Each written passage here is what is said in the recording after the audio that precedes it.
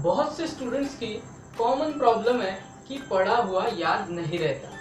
तो देखो यार, ये सिर्फ तुम्हारी ही प्रॉब्लम नहीं है, बल्कि लगभग सभी लोगों के साथ ऐसा होता है कि पढ़ा हुआ उन्हें याद नहीं रहता। तो इससे ये क्लियर होता है कि ये किसी तरह की बीमारी नहीं है या किसी तरह की कमजोरी भी नहीं है, क्योंकि यार ये लगभग सभी लोगों के साथ होता है।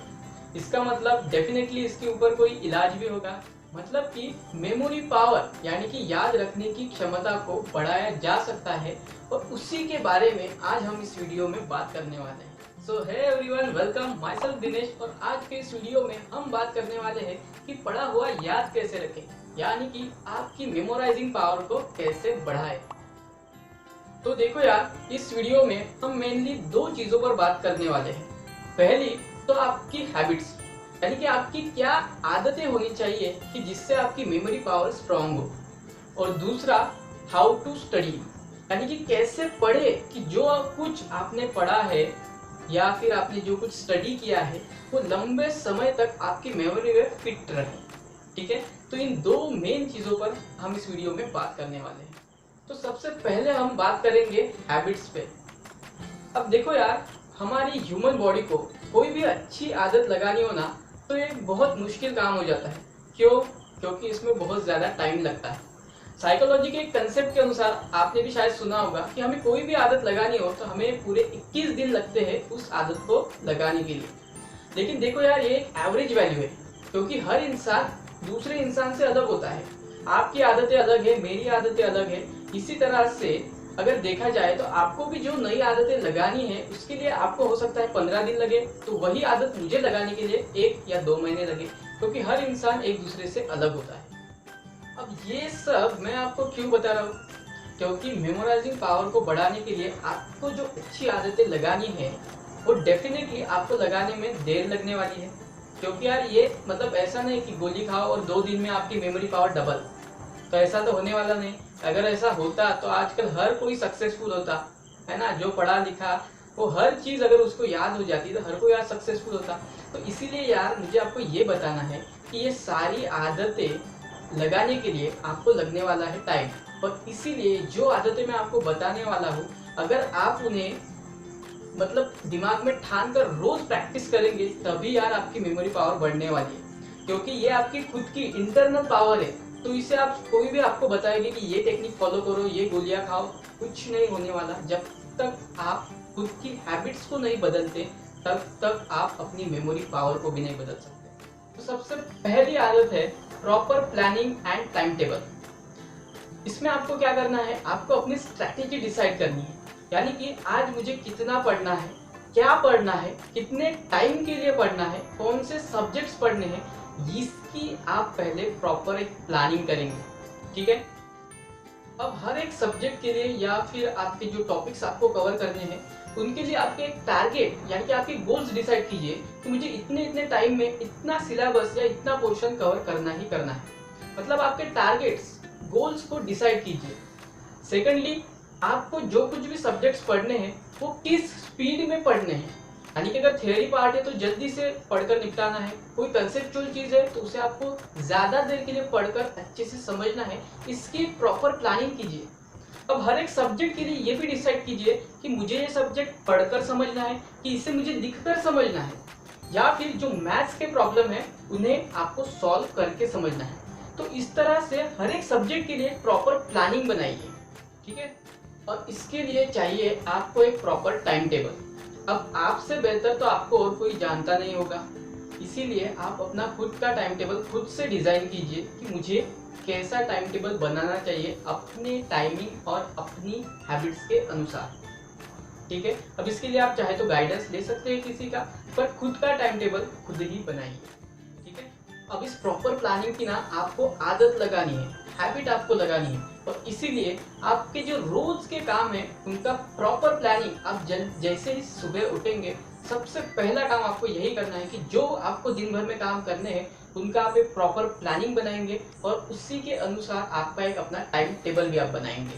तो ये पहली हैबिट आपको लगा लेनी है। ठीक है, अब सेकंड आदत जो आपको लगानी है वो है प्रॉपर टाइमिंग, यानी कि प्रॉपर टाइमिंग में ही आपको अपना काम करना है। तो जैसे कि मैंने आपको बताया कि हर इंसान दूसरे इंसान से अलग होता है, इसीलिए आपको ऐसा टाइम आपके काम करने के लिए चूज करना है कि जिस वक्त आप सबसे ज़्यादा अलर्ट, सबसे ज़्यादा एक्टिव और सबसे ज़्यादा फोकस्ड रहते हैं।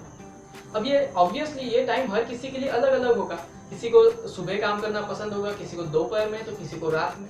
मतलब कि आपको आपके जो काम करने हैं, जो आपको पढ़ना है, लिखना है, उनके लिए आपको एक प्रॉपर टाइमिंग स्लॉट डिसाइड करना है कि मेरा माइंड इस वक्त ज़्यादा एक्टिव रहता है, तो उस वक्त मैं या पढ़ने का या लिखने का या जो न्यूमेरिकल सॉल्व करने हैं वो काम करूँगा। जिस वक्त मुझे ज़रा मतलब ज़्यादा सुस्ती चढ़ी होती है, तो उस वक्त जो कुछ मेरा असाइनमेंट्स वगैरह कंप्लीट करने हैं, कुछ काम करना है, कुछ खेलना है, तो वो सारे काम करूँगा। मतलब इस तरह से आपको अपनी टाइमिंग्स को एडजस्ट करना है। अब अपने आयुर्वेदा में ना एक बहुत अच्छा इंटरेस्टिंग कॉन्सेप्ट है, उसे कहा जाता है ब्रह्म मुहूर्त।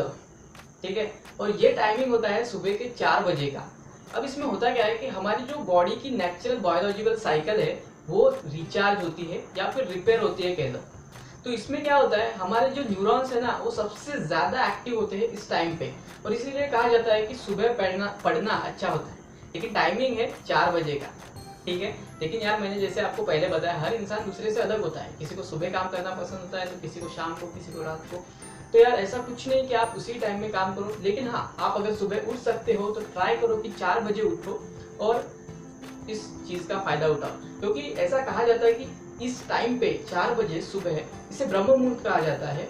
इस वक्त आपकी जो न्यूरल सिस्टम है, यानी कि आपकी माइंड की जो एक्टिविटीज़ है वो काफ़ी ज़्यादा एक्टिव रहती है। और एक इम्पॉर्टेंट चीज़, जब आप अपना टाइम टेबल डिज़ाइन करोगे, अपने टाइमिंग्स को आप डिसाइड करोगे, तो उसमें यार अपने ब्रेक्स को ज़रूर इंक्लूड करना।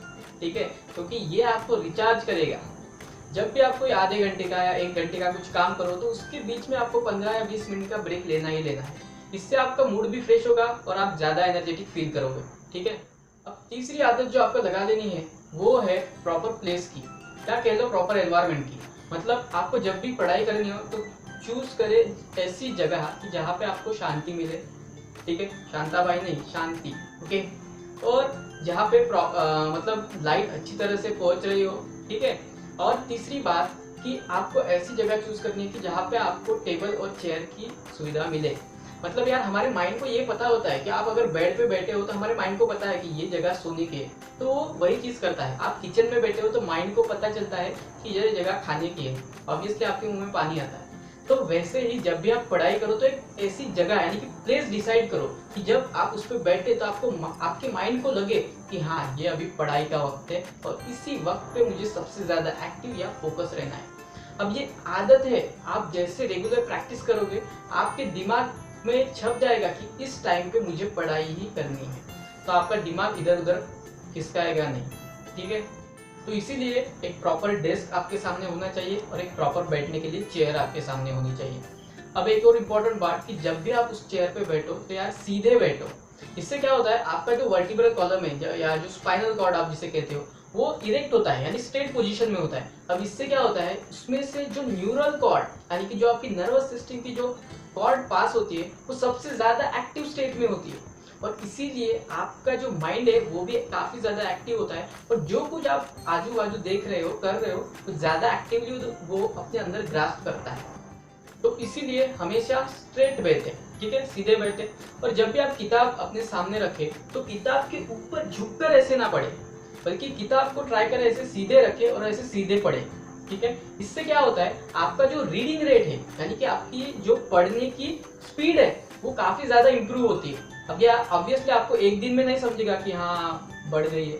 आप जब इसे रेगुलर प्रैक्टिस करोगे यानी कि आपकी हैबिट बना लोगे, आपकी आदत बना लोगे, तब आपको 1 या 2 महीने बाद अपने आप नज़र में आ जाएगा, समझ में आ जाएगा कि हाँ यार ऐसे मैं पढ़ रहा हूँ तो मेरी स्पीड बढ़ चुकी है रीडिंग की। अब हमारे डिस्कशन का जो सेकंड टॉपिक था, हाउ टू स्टडी, कैसे पढ़े कि जो कुछ हम पढ़ते हैं वो ज़्यादा समय तक हमारी मेमोरी में फिट रहे।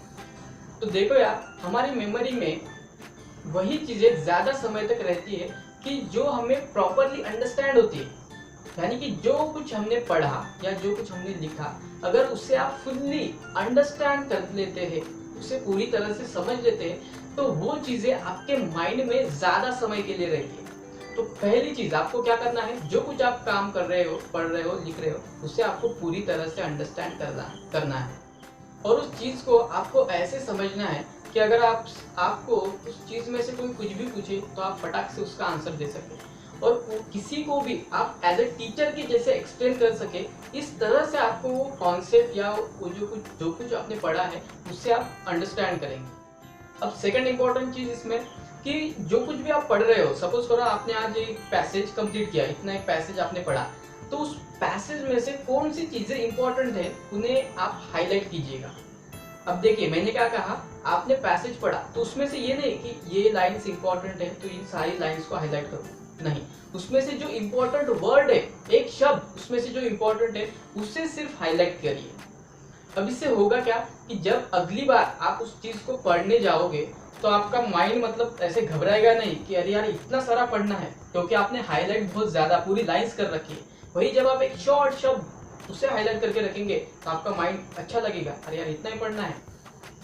और जब आप नेक्स्ट टाइम उस चीज को पढ़ने जाओगे तो आपने जब जो वर्ड हाईलाइट करके रखा है उसे रिवाइज करते वक्त आप सोचोगे, अच्छा ये वर्ड मैंने हाईलाइट कर रखा है तो इसका मीनिंग क्या होता है, यानी कि उससे क्वेश्चन पूछिए कि व्हाट दिस मीन्स, इसका मतलब क्या होता है। सेकंडली पूछिए कि इसका यूज क्या है, ठीक है, एंड देन पूछिए कि व्हाई, क्यों हम इसी चीज को जो आपने हाईलाइट कर रखा है इसी चीज को हम उसमें यूज करते हैं। तो मतलब आपको यही नहीं, आपको बहुत से ऐसे क्वेश्चन घुमा फिरा के उस हाईलाइटेड वर्ड के बारे में खुद से दिमाग में सोचना है। अब आप वो पूरा टेक्स्ट नहीं पढ़ने वाले पाएगा, सिर्फ वो वर्ड ध्यान में रखेंगे आप, और उससे रिलेटेड जो चीजें हैं वो खुद से अपने माइंड में एनालाइज करेंगे, उन्हें रिवाइज करने की कोशिश करेंगे। तो ये यार बेस्ट स्टडी प्रैक्टिस है कि जिसे हर किसी को अपनी हैबिट बना लेना चाहिए, और इसी तरह से आपको अपनी स्टडी करनी चाहिए। इससे आपको जो कुछ आप स्टडी कर रहे हो वो ज़्यादा टाइम आपकी मेमोरी में स्टोर होकर रहता है। और जो कुछ भी आप पढ़ रहे हो, सपोज एक पेज आपने पढ़ा तो उसमें से जो इम्पोर्टेंट चीज़ें हैं जो कि टेक्स्ट बुक में आपको दी नहीं गई है, तो उससे रिलेटेड कोई कुछ वर्ड्स हो जो इम्पोर्टेंट है तो उन्हें आप पेंसिल से मार्जिन में लिख के रखिए। कुछ क्वेश्चन जो टेक्स्ट बुक में नहीं है तो आपके मन में आया अरे अरे ये है, तो इस पर क्या हो सकता है कि जिससे आपका इंटरेस्ट उसमें बढ़े। सपोज कोई टेक्निक दी गई है या कोई साइंस का प्रिंसिपल है तो इसका इस्तेमाल किस चीज में होता है, तो ऐसे क्वेश्चंस लिख के रखिए ताकि आप जब वो क्वेश्चंस पढ़े, हाँ ऐसा ऐसा होता है, मतलब आपका इंटरेस्ट उस चीज में होना चाहिए। इस तरह से कोई वर्ड या क्वेश्चंस पेंसिल से मार्जिन्स में लिख के रखिए। अब इससे होगा क्या, जब भी आप उस चीज को देखोगे आपके माइंड में ट्रिगर हो जाएगा, अरे हाँ ये तो मैंने पढ़ा था, इसका मतलब ये होता है, इसीलिए मैंने ये लिख के रखा था वहां पे। तो ये एक बेस्ट मेमोराइजिंग पावर की टेक्निक है, ठीक है। अब जब भी आप पढ़ने बैठोगे तो हमेशा साथ में एक रफ पेपर और पेन लेके बैठोगे। जब भी आप जो आपने पढ़ा, एक पेज आपने पढ़ा तो उसमें से क्या क्या इंपॉर्टेंट चीजें हैं वो साथ में आप उस रफ पेज पे लिखते जाएंगे कि हाँ ये इंपॉर्टेंट है। अब उतना हो गया आपका, ये पेज पढ़ के हो गया, तो जो इंपॉर्टेंट चीजें आपने रफ पेज पे लिखी अब आप उन्हें एक बार फिर से देखेंगे और उन्हें समझने की कोशिश करेंगे कि जो मैंने पढ़ा उनमें से ये इंपॉर्टेंट वर्ड क्या दर्शाते हैं और मुझे इनमें से क्या समझना है। अब जो चीजें आपने वो रफ पेज पे लिख के रखी है अब उन्हें आप दूसरे रफ पेज में बिना देखे हुए उन्हें फिर से लिखने की कोशिश करेंगे। इससे आपकी रिवीजन भी होगी और जो कुछ आपने पढ़ा वो आपकी मेमोरी में आप सोचोगे कि मैंने ये पढ़ा, अब इसका और उसका क्या रिलेशन है। तो इस तरह से आप सोचते हुए खुद वो आपकी मेमोरी में स्टोर होती जाएंगे। अब लास्ट में सबसे इम्पोर्टेंट चीज और वो है रिवीजन। ये कह लो कि आपका हाउ टू स्टडी में से सबसे इम्पोर्टेंट पार्ट है रिवीजन, क्योंकि यार आप जो चीजें पिछली बार पढ़े हो अगर आप उन्हें रिवाइज ही नहीं करोगे तो वो डेफिनेटली आपकी मेमोरी से आउट होने वाली है। अब रिवीजन करने का अपना अपना हर किसी का स्टाइल होता है, किसी को टेस्ट देके रिवाइज करना होता है, किसी को दूसरों को एक्सप्लेन करके। अब ये जो दूसरों को एक्सप्लेन करना होता है ना, ये सबसे इफेक्टिव रिवीजन का तरीका है। मतलब जो कुछ आपने पढ़ा उसको रिवाइज करना है ना, तो दूसरों को एक्सप्लेन करो कि मैंने क्या पढ़ा, कैसे पढ़ा, इसका मीनिंग क्या है, क्या यूजेस है, क्यों पढ़ा हूँ मैं। तो ये सारी चीजें मतलब दूसरों को एक्सप्लेन करना ये सबसे अच्छा रिवीजन का तरीका है। आप चाहे तो अपने घर वालों को एक्सप्लेन कर सकते हैं, छोटे भाई बहन, या दोस्तों के साथ करना काफी अच्छा रहेगा, क्योंकि उनसे भी आपको उस सब्जेक्ट के बारे में, उस टॉपिक के बारे में बहुत कुछ जानने को मिलेगा। तो डिस्कशन ये सबसे इंपॉर्टेंट है रिवीजन में। अब हर किसी का अलग अलग तरीका होता है, किसी को टेस्ट दे के रिवाइज करना होता है, तो कोई पढ़ के, तो कोई लिख के, तो कोई सॉल्व करके रिवीजन करता है। अब रिवीजन का जो टाइमिंग होता है ना, वो यूजुअली 1 हफ्ते का होना ही चाहिए। मतलब हफ्ते में एक बार तो जो कुछ आपने पढ़ा, ठीक है, वो सारा आप एक दिन में रिवाइज करोगे। अब संडे का दिन आप रिवीजन के लिए सेपरेट से रख सकते हैं। कुछ स्टूडेंट्स होते हैं कि जो सेल्फ रीड यानी खुद पढ़ के उन चीज़ों को रिवाइज करते हैं। अब बहुत से स्टूडेंट होते हैं कि जो एक हफ्ते में ना करके 3 दिन के गैप के बाद रिवीजन करते हैं। आप जैसा चाहे वैसा रिवीजन कर सकते हैं, क्योंकि हर एक का अपना अपना स्टाइल होता है, हर एक दूसरे से अलग होता है। तो कुछ लोग होते हैं कि जो 1 महीने बाद भी रिवीजन करते हैं। डेफिनेटली यार, जिस तरह आपको सूटेबल हो, आपको लगता है कि इतने टाइम के बाद रिवीजन करना मेरे लिए, मेरे हिसाब से अच्छा होगा, वो टाइम आप डिसाइड कीजिए। मेरे हिसाब से तो बेस्ट है 1 हफ्ता, ठीक है। और देखो यार, मेमोराइजिंग पावर को बढ़ाना मतलब ये कोई आसान नहीं है यार। आपने स्वामी विवेकानंद के बारे में सुना होगा, उनकी मेमोराइजिंग पावर कैसे बढ़ी? मेडिटेशन की वजह से। तो मार्केट में आप ये सुनोगे, ये टेक्निक इस्तेमाल करो, वो करो, ये खाओ, वो खाओ, इससे मेमोरी बढ़ेगी। कुछ नहीं होता है जब तक आप उस चीज़ के बारे में सीरियस नहीं होते। मेडिटेशन एक बहुत ही इफेक्टिव तरीका है, आपका जो मेमोराइजिंग पावर है, उसे विल पावर उसे बढ़ाने में बहुत ज़्यादा हेल्पफुल करता है। तो मेडिटेशन भी आप ज़रूर फॉलो कीजिए। और यार, ये टेक्निक, चक्कर, खाने वाले, ये खाओ, वो खाओ, उससे कुछ नहीं होने वाला। जितना ज़्यादा आप खुद पे काम करोगे, इन जो मैंने हैबिट्स बताई उन पे काम करोगे, ऐसे पढ़ना है, इन चीज़ों को ध्यान में रख के रिविजन करके आप पढ़ोगे, तो डेफिनेटली यार वो चीज़ें जो आपने पढ़ी है तो ज़्यादा टाइम के लिए आपके माइंड में रहे। तो मेरी सलाह आपको इतनी ही है कि अगर आपने ठान ही लिया है कि मुझे अपनी मेमोरी पावर बढ़ानी है, तो यार खुद को चैलेंज कीजिए कि यार 30 दिन में जो मैंने हैबिट्स आपको बताई है वो 30 दिन के लिए आप फॉलो करेंगे, ठीक है। ये खुद से चैलेंज कीजिए, क्योंकि अच्छी चीज़ें आसान नहीं होती, नहीं तो हर कोई सक्सेसफुल हो जाता। अच्छी चीज़ें अगर पाना आसान होता, बुरी आदतें हमें जल्दी लगती है, अच्छी आदतें लगाने के लिए टाइम लगता है। इसलिए खुद को चैलेंज कीजिए कि 30 दिन आज कर, कल करे सो आज कर, और आज करे सो अब, यानी कि अभी से मैं स्टार्ट करूंगा, और अभी से लेकर अगले 30 दिनों तक आने वाले ये सारी चीज़ें मैं कंटिन्यूसली और रेगुलरली फॉलो करूंगा। क्यों? मुझे अपनी मेमोरी बढ़ानी है इसलिए, ठीक है। तो यार, इसी के साथ इस वीडियो में रुकते हैं। अगर आपको वीडियो पसंद आया तो प्लीज़ यार लाइक कर दीजिए वीडियो को। चैनल पे फर्स्ट टाइम विजिट कर रहे हो तो चैनल को सब्सक्राइब भी कर दो, क्योंकि ऐसी बहुत सी वीडियोस इस चैनल पे आगे भी आने वाली है, तो उनकी अपडेट्स आपको मिलती रहेगी। और वीडियो पसंद आया हो, अच्छा लगा हो, तो अपने दोस्तों के साथ, भाई बहन के साथ भी ज़रूर शेयर करें, ताकि उन्हें भी इन चीज़ों का फ़ायदा हो, ठीक है। So thanks for watching and मिलते हैं नेक्स्ट वीडियो।